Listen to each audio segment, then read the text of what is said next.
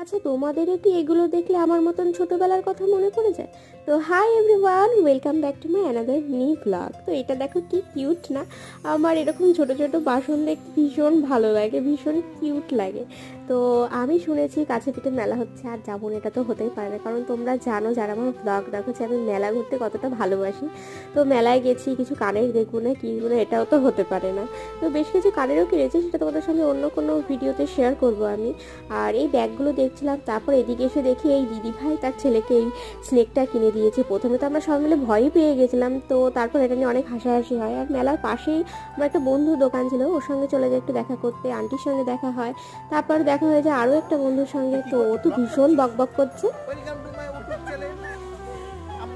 আর মেলা ঘোরার পর আমার এদের সঙ্গেও দেখা হয়ে যায়, তো এরা আমার কিছুতেই পিছন ছাড়ছিল, তাই এদেরকে একটু বিস্কিট কিনে দিয়েছিলাম। আর শেষে আমরা জিলাপি নিয়ে আজকের মতন বাড়ি, টাটা।